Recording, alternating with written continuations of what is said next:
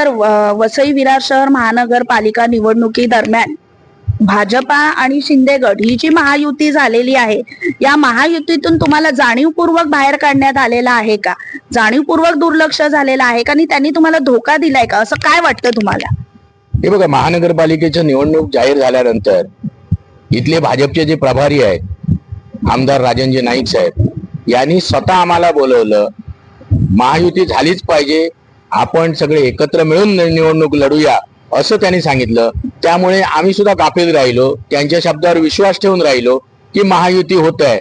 मग सीटचं बार्गेनिंग, देवाणघेवाण इतक्या इतक्या इतक्या आम्ही तिथे तयार होत होतो. असं असताना सुद्धा त्यांनी शेवटच्या घडीला त्यांचा शब्द फिरवला, आमचा विचार केला नाही. आणि सगळ्यात महत्वाचं म्हणजे लोकसभेच्या वेळी, विधानसभेच्या वेळी आमच्या कार्यकर्त्यांनी, आमच्या पक्ष नेतृत्वाने सांगितल्याप्रमाणे त्याला 100% इथे मदत केलेली आहे.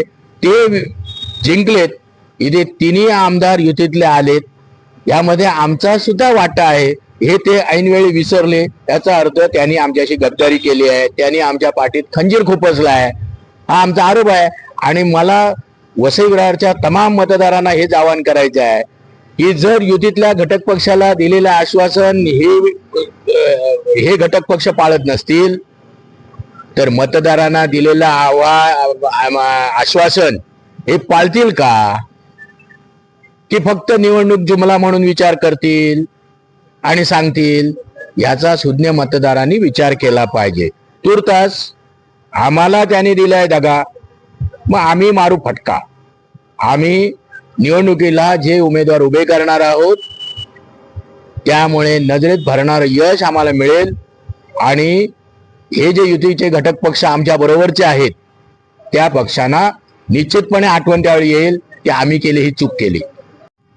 आमच्या चॅनलच्या माध्यमातून तुमची मुलाखत घेण्यात आली होती. त्यावेळेला तुम्हाला आम्ही प्रश्न केला होता की सुदेश चौधरी यांच्या निवासस्थानी जेव्हा बैठक झाली होती तेव्हा राष्ट्रवादी काँग्रेस पार्टी कुठेही दिसली नाही. पण सर, त्यावेळेला तुम्ही सकारात्मक भूमिका घेतली होती आणि त्यावेळेला तुम्ही असं म्हटलं होतं की काही वैयक्तिक कामाकरता तुम्हाला त्या मीटिंगला हजर राहता आलं नाही. परंतु 2 दिवसापूर्वी पुन्हा महायुतीची बैठक झाली, त्याच्यामध्ये ही राष्ट्रवादी काँग्रेस पार्टी कुठे दिसली नाही. आणि एकंदरीत राष्ट्रवादी काँग्रेस पार्टीला वगळण्यात आल्याचं चित्र समोर आलेलं आहे. याबद्दल काय सांगाल? तसं बघायला गेलं तर आम्हाला पहिल्यापासून ते वगळत होते, बाजूला ठेवत होते, ते मुद्दाम बोलवत नव्हते. पण कुठेतरी युती होताना त्याला अडथळा निर्माण होऊ नये ह्या भूमिकेतून मी ते निमित्त सांगितलं होतं. पण त्यांची भूमिका स्पष्ट होती की राष्ट्रवादीला सोडून युती करायची, त्यामुळे ते आम्हाला बाजूला ठेवत होते.